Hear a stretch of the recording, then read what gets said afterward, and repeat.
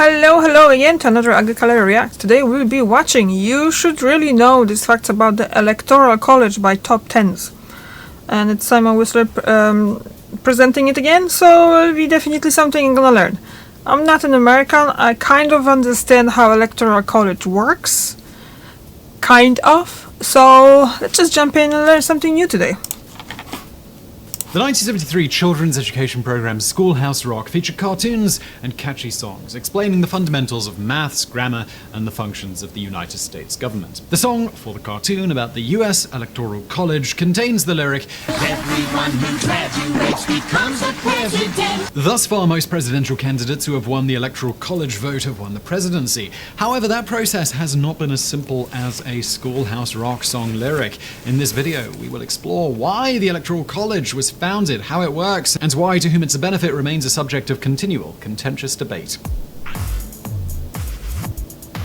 Number 9. The Electoral College was based on an idea by Plato. The founding fathers of the United States promoted the ideals of the Enlightenment as the basis for their new country's government. The Enlightenment was a 17th and 18th century European intellectual movement celebrating humans' ability to use reason to understand and improve the world in which they lived. Though the Enlightenment was an ideological movement specific to the 17th and 18th centuries, many of its ideologies came from the ancient Greeks. The form of government most of the founding fathers favored, democracy, was a system adopted by the Greeks. The word democracy comes from the Greek word demos, meaning people, and kratos, meaning power or rule. However, practicing democracy wasn't the only Greek idea that influenced the founding fathers. The Greek philosopher whose theories about government influenced the founding of America's Electoral College, for example, was no Democrat. The Greek philosopher Plato argued in his 375 BC work, The Republic, that a society functions best under the rule of what he called a philosopher king. He wrote that there will be no end to the troubles of states or of humanity itself till philosophers become kings in this world, or till those we now call kings and rulers really and truly become philosophers. In other words, people who are naturally wise are best able to understand the implications of their actions. Therefore, they are best qualified to rule a nation and impose their will over others who are less wise than they are. Plato's concept of the philosopher king is inherently elitist. According to him, only a philosopher, someone who is educated, may be wise. Actually, there are many forms of intelligence, and whether or not someone has access to formal education depends on a lot of cultural and economic factors that are outside of an individual's control. In fact, the contemporary form of government that arguably functions most similarly to Plato's ideal republic is an oligarchy, a form of government where a few people control all of a country's bureaucracies and social institutions, and they usually consolidate their power by maintaining a rigid class system. The founding fathers didn't want to form an oligarchy, but they were influenced by Plato's idea that some individuals are better equipped to make judicious decisions than others. Enshrining the Electoral College in the Constitution was their attempt to ensure that, should a difficult decision need to be made to preserve the smooth functioning of the American electoral process, the people who made it were undoubtedly qualified to handle the responsibility. The difficulty, of course, is that determining what makes a person qualified is highly subjective. Number 8. The Electoral College was established to safeguard an uninformed, not uneducated electorate. For the founding fathers, one potential benefit of the Electoral College was that it could provide the same function that the internet provides in contemporary society. It could consolidate relevant information. Unlike the internet, however, the Electoral College wouldn't be egalitarian. In the 1800s, there was no fast, reliable form of media that could deliver news to a widespread population. Therefore, inhabitants of rural areas were much more physically and socially isolated than inhabitants of cities. By the 1800s, 1 in 4 Americans were literate. The rest of the population was at a significant disadvantage, as those Americans who were illiterate couldn't read or evaluate the information newspapers printed about candidates. The Electoral College was an educated body of electors whose position allowed them to easily consolidate valid information about any relevant political candidates and cast votes after evaluating that information. Number 7. The founding fathers weren't united in their opinion of establishing the Electoral College. None of the founding fathers strongly favored a direct democracy, such as the one practiced by the ancient Greeks in the city of Athens. In a direct democracy, citizens vote directly on policies instead of entrusting elected representatives to advocate for their interests. In a representative democracy, the kind of democracy favored by the Founding Fathers, representatives make policies and enforce laws that hopefully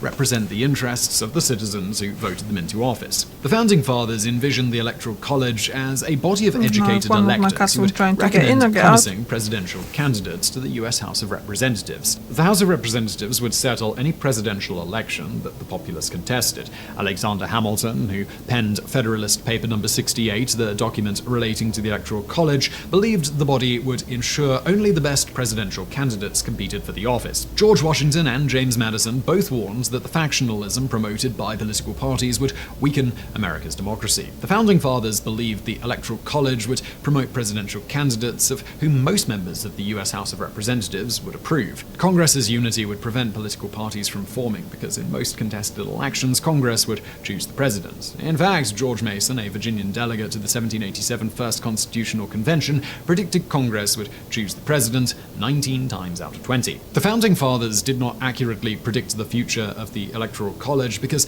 they did not accurately predict the future of American political parties. By 1796, the American populace had begun to interpret allegiance to a political party as one way Americans could attest to the legitimacy of their representatives' decisions. In the disputed presidential election of 1876, Congress elected the Republican candidate Rutherford B. Hayes, even though the Democratic candidate Samuel Tilden won the popular vote. That was the last presidential election. How about the grey areas? Or territories, never mind. The electors are chosen by the country's two primary political parties. The U.S. Founding Fathers supported the establishment of an electoral college, but they couldn't have imagined how the contemporary version would function.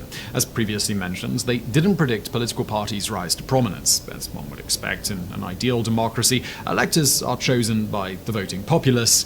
Sort of. Since 1800, electors have been chosen by political parties. The political parties may choose anyone who isn't currently holding a public office, provided that person's appointment doesn't violate the 14th Amendment of the U.S. Constitution, passed in 1868. When an American who is voting in a presidential election chooses a presidential and vice presidential candidate from a particular political party, that voter is also choosing the electors from their state who have been chosen to vote for those candidates, though whether or not the electors are listed on the voting ballot varies by state. The 12th Amendment, passed in 1804, ensured that the president and the vice president would be from the same political party. However, states have varying regulations regarding whether or not an elector is required to vote with a political party and whether or not an elector is required to cast his or her vote in accordance with the popular vote in the state that the elector represents, regardless of his or her political party loyalty. The relationship between state population and electoral representation has been a concern since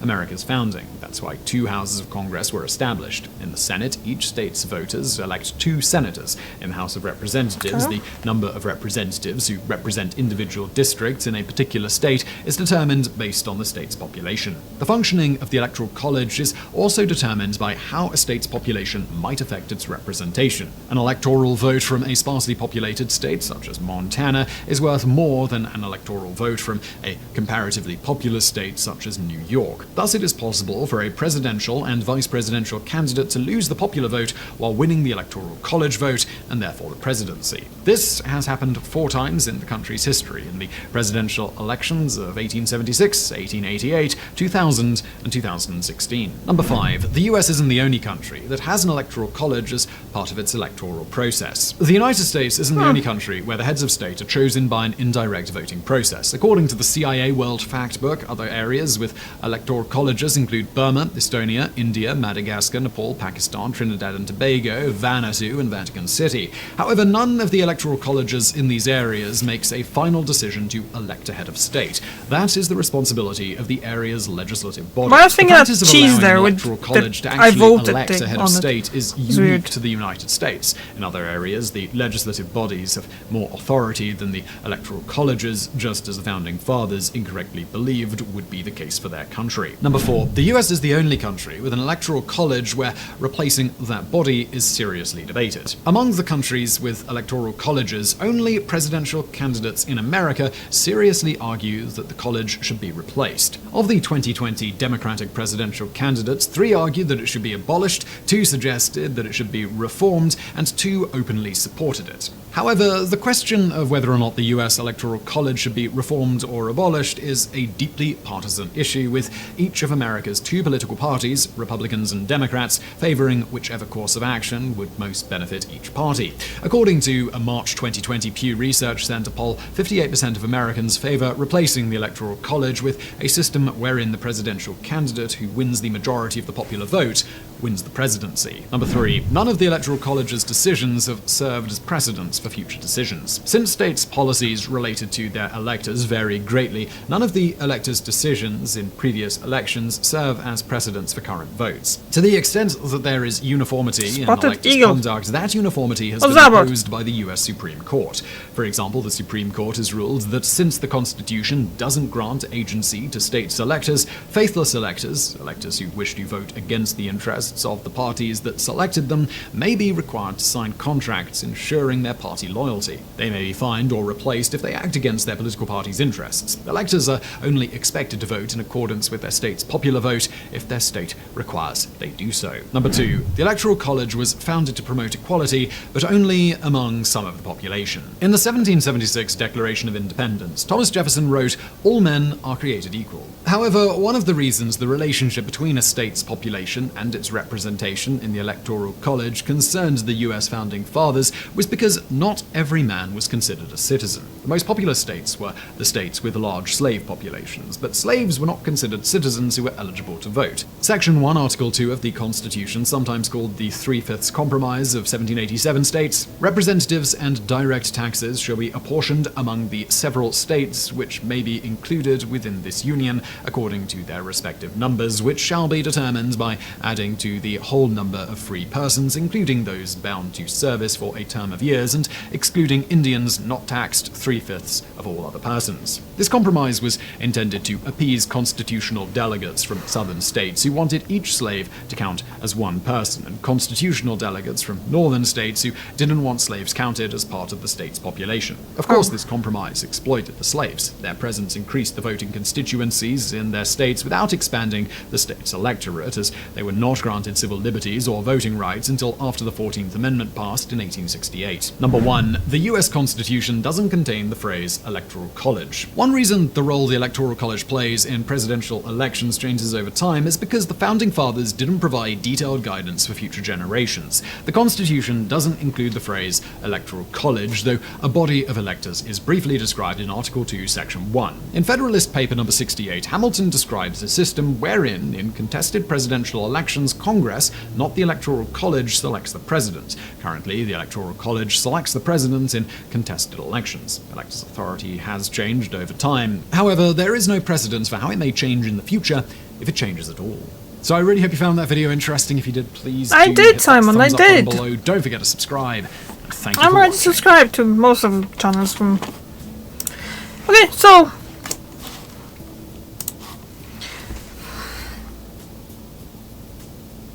did I know everything that was said there? Probably not. Did I pay full attention to it? I kind of lost attention there when I started hearing some scratching by the door. So I kind of lost the thing. But most of the time, I think I kind of knew about all the stuff. It's, as a non-American, I can't vote.